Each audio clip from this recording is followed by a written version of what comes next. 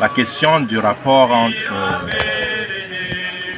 la philosophie et la vie vécue.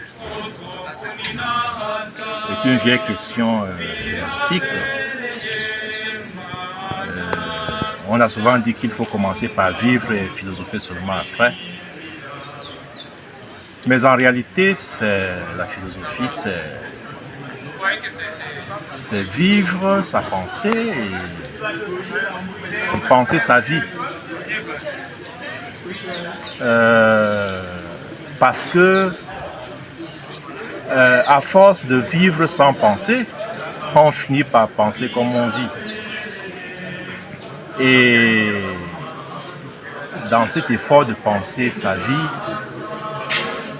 on va se rendre compte que nous ne sommes pas les premiers à faire cela.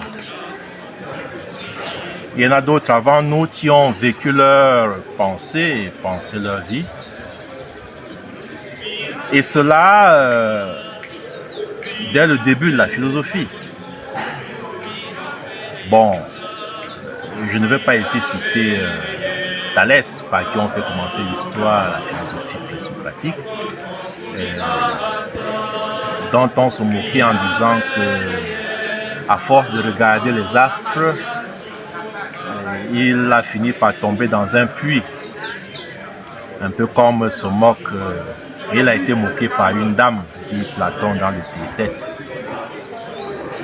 Et Platon se fera d'ailleurs corriger par Aristote, qui va montrer que ce même Thalès est celui qui a su, à partir de ses connaissances astrologiques, avoir une vision générale du fonctionnement des astres, prévoir à quel moment précis il y aurait de bonnes récoltes d'olives.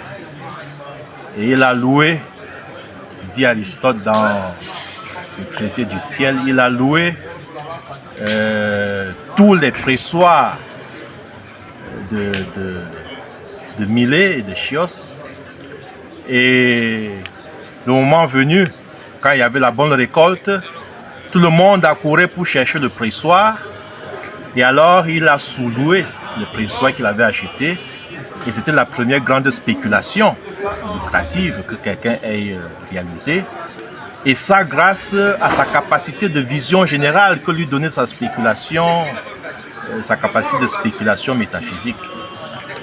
Et dit Aristote, le philosophe peut s'enrichir quand il veut, et précise-t-il, même si ce n'est pas ça son objectif. Donc en réalité, la philosophie a toujours été comme une boussole pour quelqu'un qui veut penser sa vie et vivre sa pensée. Ce n'est pas pour rien que ces dernières années, on redécouvre, on redéfinit la philosophie comme un art de vivre.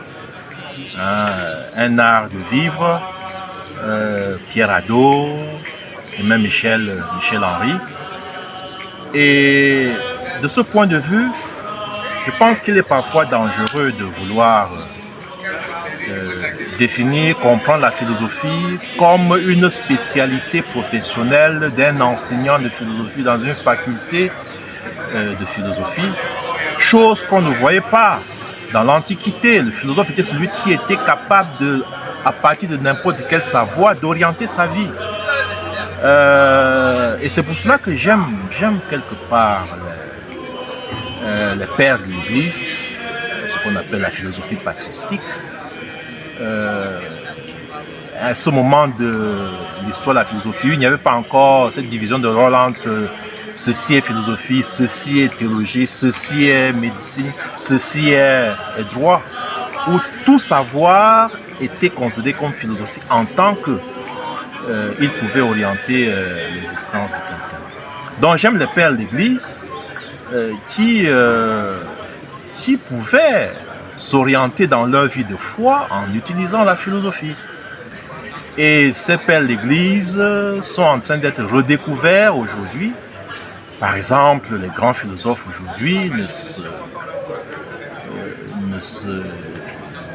ne se privent pas de redécouvrir Michel Foucault quand il écrit l'histoire de la sexualité. Il s'en va lire Clément d'Alexandrie. quand Michel Henry écrit son livre sur l'incarnation, il s'en va lire Saint-Irénée et Tertullien qui ont une première réflexion importante sur la chair qui me constitue. Jean-Luc Marion qui élabore sa vérité écrite, il pense à partir de Saint-Augustin, il réfléchit à partir du pseudo-Denis, qui sont autant de philosophes, de pères de l'Église, qui ont orienté leur vie de foi à partir de la philosophie. Et pour ne rien dire de Jean-François Lyotard, qui écrit la Confession de Saint-Augustin, Derrida, qui écrit 6 confessions.